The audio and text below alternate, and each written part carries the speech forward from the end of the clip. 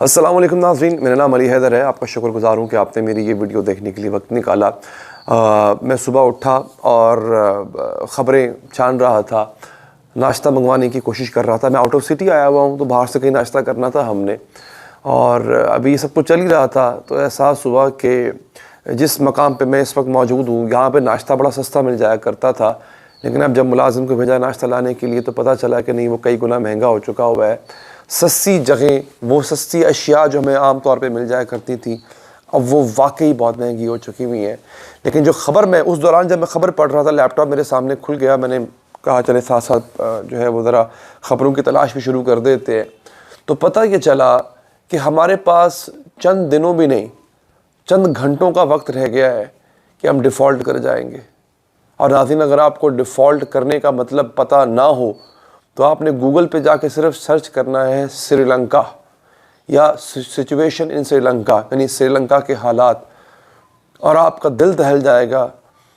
लोग एक दूसरे के घरों में डाके डाल रहे थे, आम लोग अपने हमसायों को लूट रहे थे क्योंकि उनके पास खाने को कुछ नहीं था।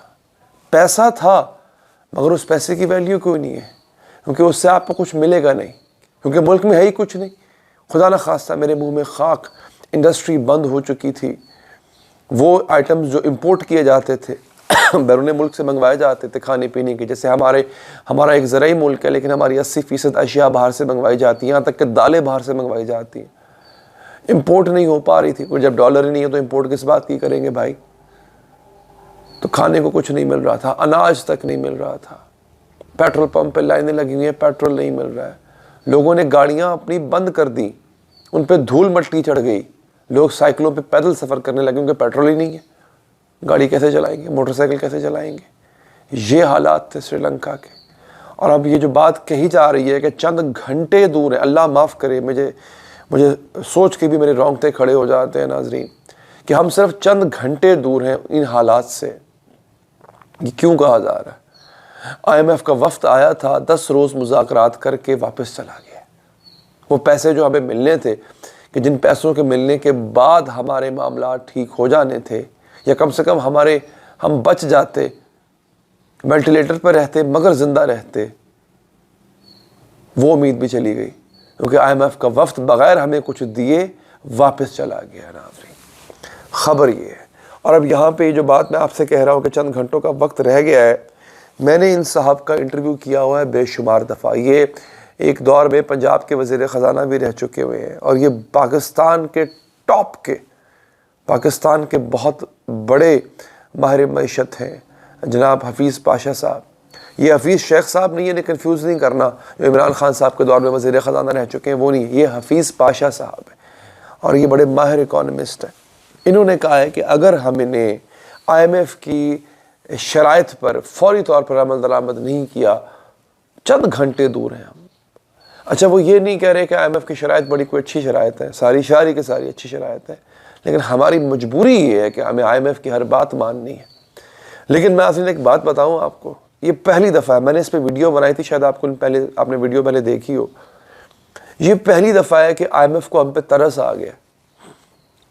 वो हमें पैसे नहीं दे रहा, लेकिन हमें बात बड़ी अच्छी, हमसे बहुत अच्छी बात मनवाना चाह रहा है IMF। उसको वाकई हम पे तरस आया है। उसने कहा है, हर दफ़ा आपको याद है ये कहते हैं जनाब हमने पेट्रोल की कीमत बढ़ा दी है, बिजली की कीमत बढ़ा दी है, IMF कह रहा है वरना पैसे नहीं देगा। झूठ है ये सरासर झूठ है।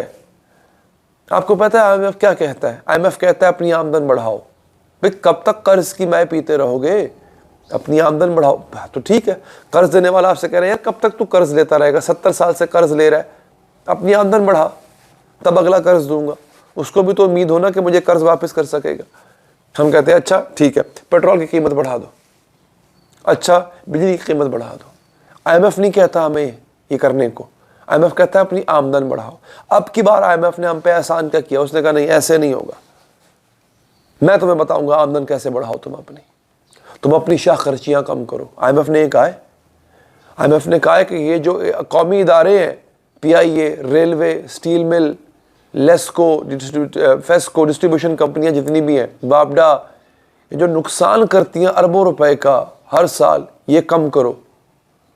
जो तुम गरीब से टैक्स लेते हो, तनख्वाहदार तबके से टैक्स लेते हो, नहीं ये नहीं करो, हर किसी से टैक्स लो, टैक्स नेट बढ़ाओ, टैक्स का जो जाल है वो बढ़ाओ।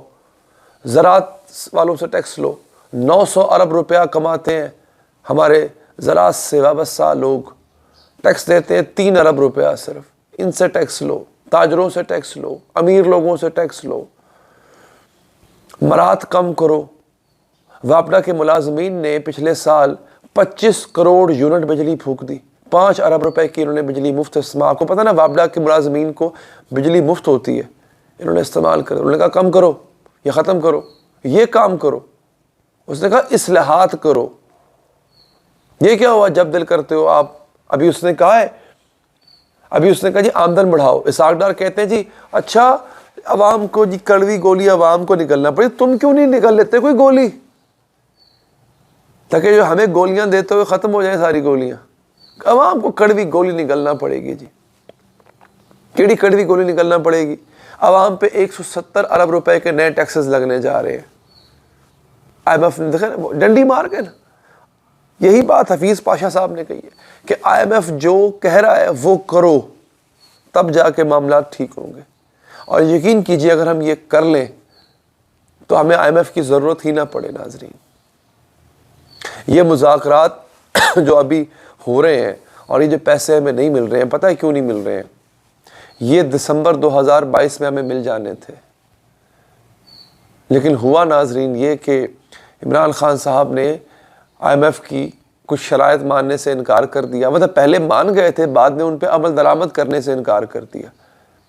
सब्सिडी दे दी। IMF कहता है सब्सिडीज़ ख़त्म करो, वो जो रियायत देते हो पेट्रोल पे ख़त्म करो। उसने कहा नहीं। IMF ने कहा चलो ठीक।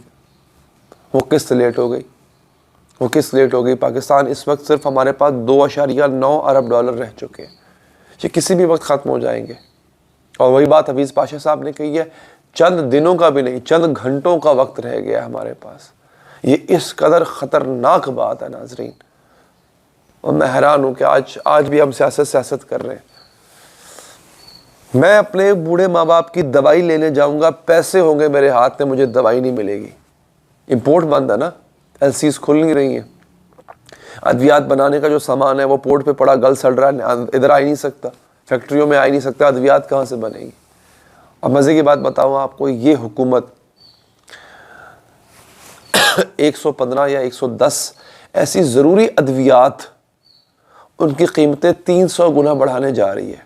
इस पे बहुत जल्द वीडियो करने जा रहा हूँ, उसके लिए आप चैनल को सब्सक्राइब कर लें ताकि, और पेज को फॉलो कर लें ताकि आप कोई ऐसी खबर मिस ना करें। मुझे दीजिए इजाज़त नाज़रीन, अल्लाह ने के बाद।